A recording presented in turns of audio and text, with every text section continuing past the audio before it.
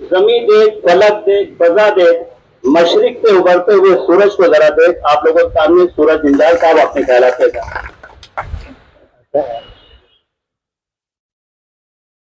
सभी को मेरा प्रणाम, नमस्ते। और आपने काफी अच्छा शेयर बोला मेरे लिए, तो मैं काफी आभारी हूँ आपका। आज की जो मीटिंग हमने रखी है वो फारूक मेंबर, हमारे डीएसपी के सैयद साहब, हमारे मालेगांव शहर पुलिस स्टेशन के इंचार्ज संदीप पाटिल, हमारे डीवाईएसपी सिद्धार्थ बरवाल साहब, इन्होंने सजेस्ट किया था कि हमने कुरैशी लोग और जो माल काटने वाले लोग हैं उनके साथ भी गुफ्तगू करनी चाहिए, उनके साथ भी बात करनी चाहिए। देखो, पुलिस का मेन काम है कि लॉ एंड ऑर्डर बनाए रखना, शांति बनाए रखना, अमन बनाए रखना। क्योंकि जहाँ पे शांति है वहां पे विकास हो सकता है, लोगों को एक मौका मिल सकता है कि वो अपनी शिक्षा, अपना व्यापार, अपना जो निजी जिंदगी है वो ठीक से बिता सके। और मालेगांव है तो मालेगांव में बकरी ईद, मुझे लगता है कि भारत में ऐसा कोई जगह नहीं होगी कि इससे बड़े पैमाने पे बकरीद यहाँ पे ये त्योहार मनाया जाता होगा। लेकिन इसमें कुछ चीजें ऐसी है कि अपने हिंदू भाई है, वो धर्म में गोवंश, उसको उसको ज्यादा इम्पोर्टेंस दिया जाता है, उसको एक भगवान की तरह पूजा जाता है। लेकिन उसकी जो गैर कानूनी कत्ल मालेगांव में बकरीद के टाइम पे होती है, तो उसके कारण ये लॉ एंड ऑर्डर या अमन शांति बिगड़ने की बहुत ज्यादा शक्यता होती है।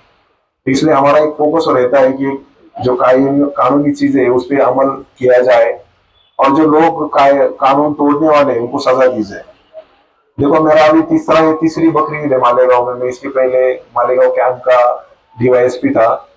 अपने पिछले एडिशनल एसपी संधू सर जब मालेगांव सिटी के डीवाईएसपी थे, उसके बाद उनका प्रमोशन हो गया और यहाँ पे वो मालेगांव के एडिशनल एसपी बन गए। तो उनका 4 महीने, 4 साढ़े 4 महीने चार्ज मेरे पास था। तो पिछली भी बकरीद मुझे मालेगांव में करने को मिली, और तब मैं मालेगांव शहर का डीवाईएसपी था। तो आप देख रहे होंगे कि पिछले बार मेरा मेजर फोकस यही था कि कैसे जो लोग कायदा कानून तोड़ रहे हैं उनके ऊपर हम कार्रवाई करते थे, उनको अरेस्ट करते थे, उनको तड़ीपार करना वगैरह चीजों पे हम ज्यादा ध्यान देते थे। लेकिन इस बार मैंने सोचा कि सिर्फ कायदे पे कानूनी केसेस करना, उनको अरेस्ट करना, ये चीज को पीछे रखिए और थोड़ा मुझे आगे जाना चाहिए और लोगों को मिलजुल के उनको समझाना चाहिए कि ये चीजों से क्या असर होता है। तो पहले जो फारूक मेंबर ने भी कहा, अतर असरमी साहब ने कहा, बाकी अपने अफजल मास्टर, उमर मास्टर, इन्होंने भी बोला कि गैर कानूनी चीज करना अपने धर्म में नहीं बताया है।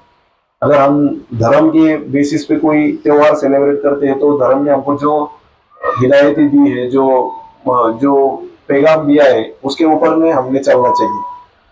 तो हम जो कुर्बानी करते हैं, भले वो गैर कानूनी हो या फिर कानूनी हो, तो वो अगर रास्ते पे की, वो अगर घर में की, तो उसका जो ड्रेनेज, उसका जो सीवेज लाइन है, ड्रेनेज लाइन है, तो वो पानी का जो सिस्टम हमारे गाँव को अच्छे से डेवलप नहीं हो पाया। वो सब पानी मौसम नदी में जाता है, फिर हर पूरे पानी में लाल रंग दिखता है खून का। और हर लोग बोलते हैं कि फिर बकरीद के दिन मालेगांव में खून की नदियां बहती। तो इसका ऐसा एक अफवाह बनती है और फिर अपना पूरा समाज उसको चलते बदनाम हो जाता है। हम लोग बोलते हैं कि यहाँ पे गोवंश करते ये होता है, वो भी होता है, लेकिन भले हम कानूनी भी करें तो लोगों को बाहर ऐसा लगेगा कि मालेगांव में खून की नदियां बही, उसमें गोवंश करा। तो इसलिए मेरा पहला आपको सबको निवेदन है, मेरी सूचना है, मेरी विनती है कि आप गोवंश ये गैर कानूनी है, ये काटना, इसको हिंदू धर्म के लोग बहुत पूछते हैं और इसमें रीतसर कानून भी है, तो हमने वो चीज नहीं करनी चाहिए। दूसरी चीज है कि खुले जगह पर उसका कुर्बानी करना, फिर वो घरों में हो या फिर रस्तों में हो, वो कुर्बानी करना। तो देखो, हमने इस बार सिर्फ कानून करेंगे, लोगों पे कार्रवाई करेंगे, हम पेट्रोलिंग करेंगे, इसके ऊपर चलते हुए हमने इस बार सर्वे किया। इसके पहले इस्लामपुरा, कमालपुरा, ये एरिया में कभी स्लॉटर हाउसेस नहीं होते थे, लेकिन हमने इस बार नए 11 स्लॉटर हाउसेस यहाँ पे बनाए हैं, जिसके कारण आपको आपके नजदीकी एरिया में उसका एक्सेस मिले, आप वहां पे जाके वो काट सको, वो कुर्बानी कर सको। वहाँ पे सब फैसिलिटीज रहेंगी, पानी, लाइट, वो अच्छी से वहाँ पे रीति होनी चाहिए। वो जो सीवेज, मतलब वो वेस्टेज जो उसे बनता है, वो भी उठाने के लिए कचरे वाले लोग रहने चाहिए, उसका ट्रांसपोर्टेशन सिस्टम, सभी चीजों का इस बार ध्यान रखा है। तो मेरे सभी से गुजारिश है कि आपने वो स्लॉटर हाउसेस का इस्तेमाल करना है। तो इस बार हमने एक पैम्पलेट भी प्रिंट किए हैं जो हम घर घर बांटने वाले हैं, मतलब इसमें पुलिस में वाले भी लोग रहेंगे, नगर सेवक भी रहेंगे और महानगर पालिका के भी कर्मचारी या फिर वार्ड ऑफिसर हमारे साथ रहेंगे। तो आप समझ सकते हो कि पिछले कई सालों में जब जब बकरीद हुई है, पुलिस वालों ने कभी ऐसा काम किया नहीं। लेकिन हर कॉमन पब्लिक, मतलब सामान्य नागरिक को ये चीजें समझनी चाहिए, उन तक ये मैसेज जाना चाहिए, इसलिए हमने ये भी किया है। तो मैं 2 मिनट में पढ़ता हूँ आपके लिए। नासिक ग्रामीण जिला पुलिस दल हिदायत बराए ईद उल अजहा बकरी ईद 2026। नासिक ग्रामीण पुलिस ने ईद उल अजहा बकरी ईद त्योहार के मौके पर शहर की आवाम के लिए जरूरी हिदायतें जारी की है और आवाम से त्योहार को शांतिपूर्वक मनाने के लिए कुछ निर्देशों का पालन करने की अपील की है। पहला, गोवंश की कुर्बानी करना गैर कानूनी है, इसलिए गोवंश की कुर्बानी ना करें। दूसरा, सभी शहर की आवाम को अपील किया जाता है कि वो अपनी गलियों में, अपने दरवाजों के सामने या अपने घरों के आंगन में कुर्बानी न करें। जानवरों को कुर्बानी के लिए बुलाए जाने वाले मौलानों को भी इस बात पर ध्यान देना चाहिए।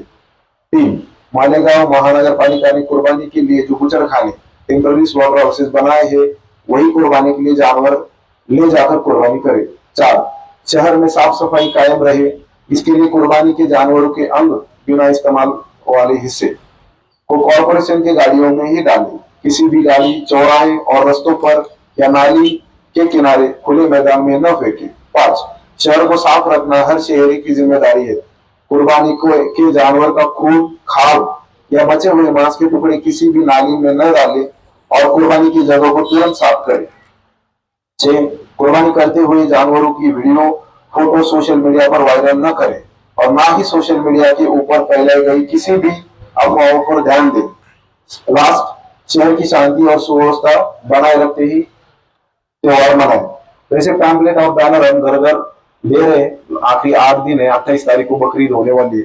तो इससे मेरा मानना है कि सब लोग उसमें, लोगों तक पहुंच जाएगा मैसेज कि हमको गैर कानूनी नहीं करना है और किस हिसाब से हमको कुर्बानी करनी है। तो आप लोगों ने पुलिस डिपार्टमेंट का हमेशा मदद की है, हमेशा सहायता की है और मुझे यकीन है कि अगर हम एक दूसरे से अगर मिल सके, हमारा मैसेज एक दूसरे तक जा सके, हमारी गुफ्तगू हो सके, तो हर एक चीज मुमकिन है मालेगांव में। तो इस बार मेरी ख्वाहिश है कि मालेगांव में गोवंश की हत्या ना हो, बिल्कुल कायदे कानून की कायदा कानून संभालते हुए बकरीद आनंद से सेलिब्रेट होनी चाहिए। दूसरा एक मुद्दा, मैं जब से मालेगांव का चार्ज लिया हुआ है एडिशनल एसपी का, तब से जो जो लोग मुझे मिलने आते हैं तो वो बोलते हैं कि गांव में नशा बहुत बढ़ गया है, छोटे छोटे बच्चे नशा करते हैं, कुत्ता गोली, बाद में वो कोडीन की बोतल, गांजा, एमडी, इसकी चीजें शहर के इस हिस्से में बहुत बढ़ गई है। तो आज बहुत सारे लोग जमे यहाँ पे, तो इसका एक फायदा लेते हुए मैं ये चीज कहना चाहूंगा कि देखो, जितनी पुलिस की जिम्मेदारी है उतनी शहर में रहने वाले लोगों की भी ये जिम्मेदारी। जब बच्चे नशा करते हैं तो सिर्फ इसमें पुलिस डिपार्टमेंट कार्रवाई नहीं कर रहा है या फिर पुलिस डिपार्टमेंट कम पड़ रही है, ऐसा ना होते हुए एक सोशल इश्यू है जिसमें बच्चों की शिक्षा, उनके घर वालों का उन पे कंट्रोल, बच्चों के सपने, उनका एम्प्लॉयमेंट, मतलब जो कारोबार काम उन्होंने करना चाहिए, वो सारी चीजें उसमें आती है, तभी जाके एक प्रॉब्लम बढ़ता है या फिर कम होता है। तो मेरी आप सभी से गुजारिश है कि आपके बच्चों पे, छोटे बच्चों पे ध्यान रखो। मेरे जो इधर भाई है, मेरे जो छोटे भाई बहन यहाँ पे खड़े, तो मैं उनको भी बोलूंगा कि नशा, देखो इस्लाम में नशा करना हराम करा गया है और मुझे बहुत आनंद है कि नदी की इस बाजू में हमको बहुत कम दारू की केसेस मिलती है, क्योंकि ये जो हमको मोहम्मद पैगंबर जी ने जो अल्लाह का जो पैगाम दिया है उसमें कहा है कि नशा नहीं, वो दारू को नशा मानते तो करते नहीं है, लेकिन बाकी चीजें यहाँ पे बहुत आसानी से बिक जाती है। मतलब हमको ऐसा है कि मोहम्मद साहब ने अगर ऐसा बोला कि ये चीज मत करो, तो सिर्फ वही चीज नहीं करनी, बाकी चीजें उन्होंने करने को बोला, ऐसा हमारा समझ होता है, लेकिन ऐसा नहीं है। बहुत सारी गुटखा अभी किसी भी छोटा 11, 12, 10 साल का या फिर 20 साल का बच्चा देगा तो वो गुटखा चावते घूमता है। तो ये भी एक नशा ही है, वो ना करे। और ये देखने की जिम्मेदारी अपने माँ बाप की, मुझे लगता है। मैं आज इतना बड़ा एडिशनल एसपी बन गया, मैं आज भी कभी घर पे छुट्टी को गया, 2-4 महीने में कभी कभार छुट्टी मिलती है तो घर पे गया, तो मेरे पिताजी मुझे रात के 10 बजे फोन करते कि बेटा तो कहाँ पे घूम रहा है, तू घर पे आ जा। मतलब उनके लिए मैं अभी उतना ही बच्चा हूँ कि उसको कुछ तो हो सकता है, उसको कुछ प्रॉब्लम हो सकता है बाहर। हालांकि इधर मालेगांव के 18 पुलिस स्टेशन मेरे अंदर है, लेकिन ये जो बात की, ये जो चिंता है, ये हर एक को होनी चाहिए। अभी रात में हम 11 बजे मालेगांव बंद करते हैं, आप देखते होंगे कि जब से चार्ज लिया, जब से 11 बजे से लेकर 12:30 बजे तक हम पूरा मालेगांव जो रास्ता बना है वो बंद कर देते। लेकिन मैं तब देखता हूँ कि बहुत सारे 18 उम्र से भी कम बच्चे ट्रिपल सीट बैठ के गाड़ियां चलाते हैं, किसी भी चाय की टपरी पे बैठे हुए होते हैं, कोई भी गली मोहल्ले में घूमते हैं। और उसी टाइम में मैं शाश्वत हूँ, मतलब मुझे पता है कि उस टाइम पे उसके माँ बाप घर पे सो रहे होंगे। तो एक लूज कंट्रोल का ये एक सिंबल है, सिम्टम है। तो मुझे लगता है ये भी हमने देखना चाहिए कि अपने बच्चे क्या करते हैं, स्कूल में टाइम से जाते नहीं, पढ़ाई करते नहीं, अपने टीचरों को मिलना, उनसे बात करना कि मेरा बच्चा कैसा कर रहा है। उनको सपने देने चाहिए कि मालेगांव से ऊपर भी एक बढ़कर दुनिया है, आप बाहर जाओ, पढ़ो लिखो, गवर्नमेंट जॉब में जाओ, IAS IPS बनो, डिप्टी कलेक्टर बनो, तहसीलदार बनो, तब जाके हम बड़ी पैमाने पे समाज की सेवा कर सकते हैं। तो मुझे लगता है ड्रग्स के ऊपर काम करना भी मेरे टेन्योर का एक प्रायोरिटी रहेगा, लेकिन उसके लिए आप सभी का उसमें सहकार्य चाहिए। आप अपने बच्चों पे ध्यान दो, खुद की भी सेहत पे ध्यान दो, और आती बकरीद हम बहुत ही आनंद से, उत्साह से मनाएंगे। कोई भी गैर कानूनी चीज नहीं होगी, इसका हम आज प्रतिज्ञा लेंगे।